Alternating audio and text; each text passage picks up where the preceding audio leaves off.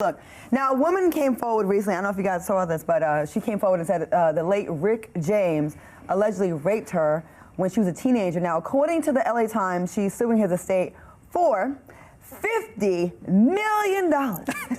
What are your thoughts on the allegations? One, I feel like she's on crack, and she needs some money for her habit. Okay. Two, okay, why she didn't do this like years ago? I think it happened in 1979, 1980. It was a long time ago. Okay, so she was grown. She's been grown for what, almost? I can't do the math. 30 years. 30 years. Uh huh. A long time. So with that said, she could have, sued him a long time ago. Okay. What do you think, Walter? If any woman has been raped, and I feel for her, I mean, that's a horrible thing to go through. But yeah, I agree with her.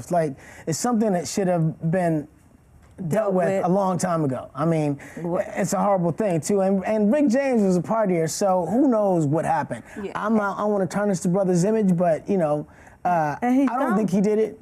But well, he probably did it. Let's just keep it real. He probably did it. It's Rick James. You know what I mean? And I feel like if you are partying with Rick James and it's 1979, you know what type of night that you're in for. So I'm not saying that it's right, but I'm sure he probably did it. My issue is that he's deceased.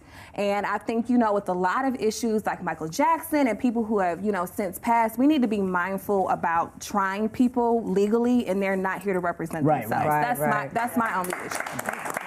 Now, the woman says the alleged rape took place in upstate New York after the two had dinner. Some of the details included that she was grabbed by her hair and pushed into the pillow and was told she would be killed if she didn't keep silent. Now, can you have a fair trial if the alleged rapist is dead?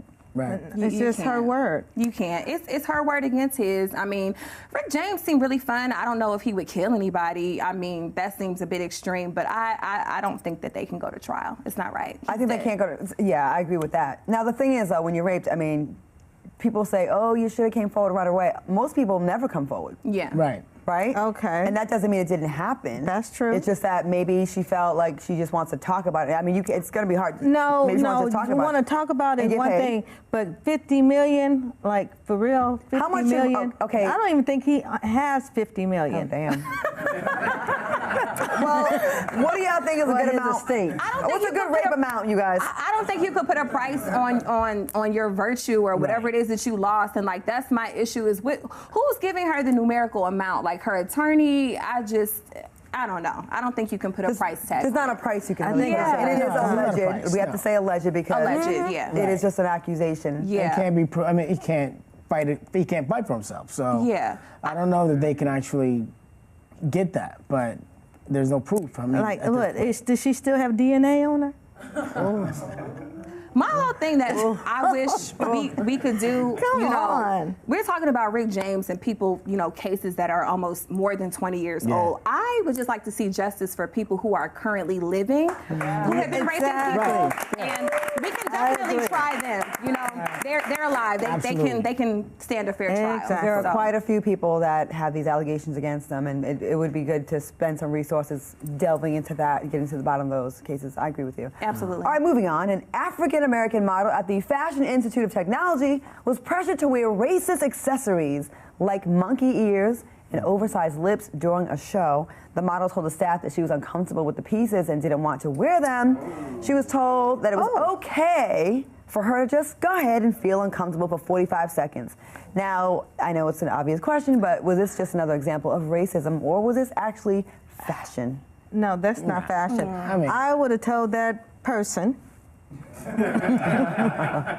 you be uncomfortable for 43 minutes and you walk that catwalk looking like a monkey. Yeah. It seems like designers, like what's in style is gaslighting and irritating black people and offending us, right? So they do these things and then they play dumb when we make a big deal. Like, oh, we didn't know, and who knew that putting big red lips on and being, monkey ears was a negative thing for y'all. It's obviously Jim Crow fashion. So it's like, thank you. Thank you. Anyone with the history book knows exactly what this is. They want to get a reaction. They want to get in the headlines. They want to be talked about. So it works, whether if it's good, bad, or indifferent. Well, I wouldn't be talking about it, but I think the issue here is the designer wanted to portray the ugliest parts of the human anatomy, and he chose, really big ears, really big lips, which have been historically associated with black people. I think that's what makes it racist.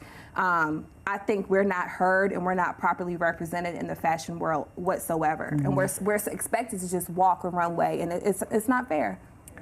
I think, how out of touch do you have to be? Okay, I understand the concept of, I know fashion is about pushing the envelope and trying something different, right? Because every year you have to make it different. So, okay, we're going to highlight the ugly parts of the body, which I think is a stupid idea anyways. Who says what's ugly? The designer. Because that's not ugly. All these people trying to get these lips, getting these fillers and big butts and big boobs. I mean, come on. They used to always talk about us in the past, but now they want to be about it, right. So I'm like, and so him, because he was Asian or something? Yeah. Why? No, I'm not going to say You that. can say whatever you want.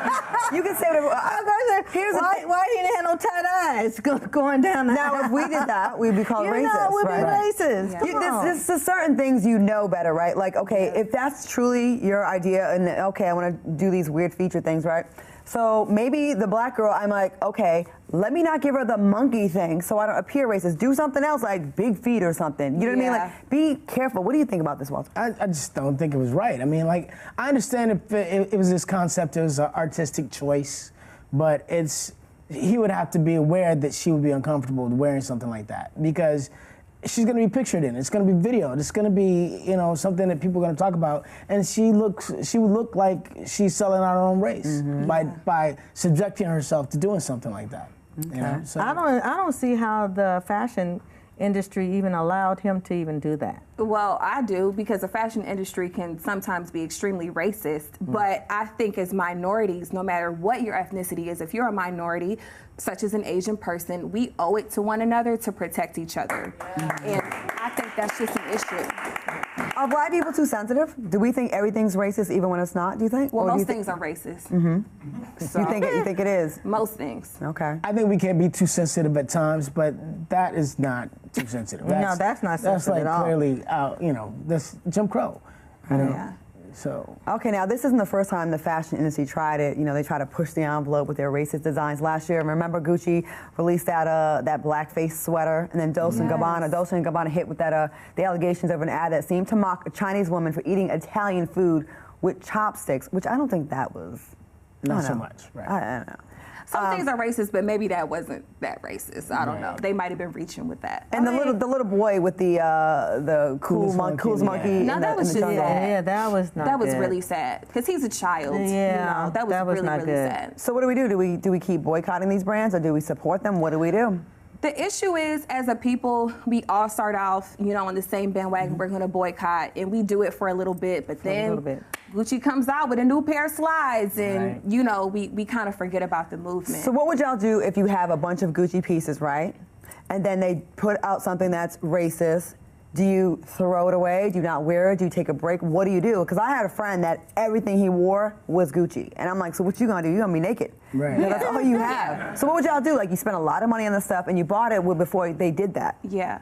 I would probably just take a rest, maybe wear my slides in the house. Okay. So you'd be a covert, undercover stuff. Yeah, or I just don't believe I'm not gonna to promote your brand outwardly, knowing that you're not for my people. Okay. If I have a cozy sweater or a Gucci scarf and I'm in the house or what have you, I might wear it, but I'm not gonna be on social media promoting your brand. Yeah. What about you, sir? It's a difficult thing, because if that's all you got, then that's what you're gonna wear. Okay, what if it's not all you have, but you really love your Gucci? Okay. I don't know. I think you haven't changed your heart. I think that's enough for you to go, at least like you said, take a rest from it, like to let it pass for a period of time, and not promote it, not promote it on. I just have a purse and a belt, and I took a break, right? And then I figured, like, after a little bit of time went by, I threw the little belt on. Man, my social media comments. Really? Yeah. Like, people were just like, Really? and I had waited a reasonable amount of time. So I think the issue comes down to, like, as a people, you know, because there were some rappers and some people who just refused to, like, not wear the Gucci or Young not Thug wear. wore the sweater.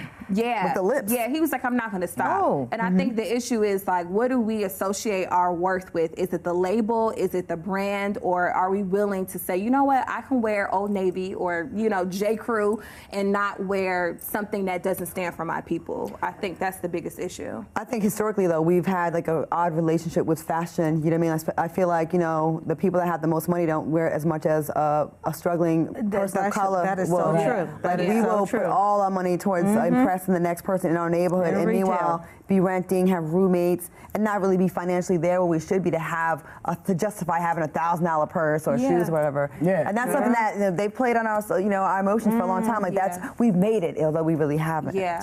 I think that's why it hurts so much for us. Yeah. Like when things happen, when we are attacked, it hurts us as a people because this used to be our everything. Yeah. Back in the day, you know, your mom had a Gucci scarf or whatever, you know, it's like, oh my God, my mom is stepping out. Like it associates our worth. Like we worked hard for this. So when they do these things, it kind of hurts our feelings. Do we put too much value on designer brands, labels? I think a lot of people do. Oh, yeah. Yeah. A lot of people But do. Black people specifically? Yeah, a lot of black people more so, right? I never seen Bill Gates in a Gucci belt. Right? Yeah, you never. Want, Nah. But see, he's we wearing something cut off and like tennis shoes, like just kick back. We weren't allowed in those stores, you know. Even still now, they look at us like, "What are you doing here?" And I think for us, it feels like we finally are allowed to buy, or we can afford, or we can go into the Louis Vuitton store and put it on our card like anyone else. So I think for us, it's a feeling of we finally belong here. We deserve to wear these brands. Which really, we don't need that validation, but I think that's how a lot of us feel. I'm like, don't fall for the hype. You know what I'm saying? You can look good wearing almost anything. It doesn't have to be designer. It doesn't have to be Gucci. It doesn't have to be, you know, whatever. I mean, I don't have to impress everybody else by what I wear. Like, go say I'm wearing Gucci or whatever. Or if it's prejudice, if it's wrong, then if it doesn't make you feel good, don't wear it. But we put so much value on these white designers, and we don't really rock the black designers. Like, you hear people making jokes about House of Darion and FUBU and any kind of black labels, right? But we cannot wait to line up and hand our money to every single designer but a black designer. Yeah, it's very true. Why do we value black designers? If we are the ones that create a lot of the trends, right? We really do. Black people, it is a fact. It's not an opinion. Yeah. That's what we do, right? But why don't we have enough faith in like our own tastes and our creations to support that? But we'll take someone else's stuff and flip it, mix it with some other stuff. And like, why? It's the history behind it. I'm telling you, those brands, those labels have stood the test of time. Like, these are historically high-end labels, and we feel we were left out the beginning part of, you know, our history as a people, and we feel like we need to make up for lost time. We weren't always allowed to have, you know, Balenciaga. So now I'm gonna spend $1,000, not me personally, but people will spend thousands of dollars on Balenciaga sneakers because we want to feel like we can. Whereas a new brand, oh yeah, that's nice, it's a black brand, but no, I want to wear the old historical white designer. Seems like we don't think the black brands are good enough. Yeah. Yep. Like, you would never go into a white designer, into a showroom, and be like, "Ma, come on, hook me up, hook a brother up," like on some love. But you would do that to like a black company. I used to have a makeup line. Well, I have a makeup line, I have some other things. And like, my peoples would be asking me for the connect. I'm like, you wouldn't go and try to get that from a mainstream brand. So I have an activewear line, and it's same thing, right? Same thing. Unless you knew them. Right. Unless you know them. And then you're like, yo, Claudia, hook me up. See, we got to stop doing that, though. Or we think it's too expensive. It's a business. Or we think it's too expensive. Right. If it's a black brand, you know, you go on there, be like, $200 for a shirt. But, you know, if you that went Versace down, shirt. Exactly, Rodeo, you would have spent $200 for a napkin. So we have to stop thinking our stuff is so expensive and support. So it's not about the brand, it's about the access. It's about, you know, when you flash the bottom of your shoe and it's red, it's like, I'm here too. That's basically what it's about, right? Well, I ain't got no red bottoms, and I am here. That's right.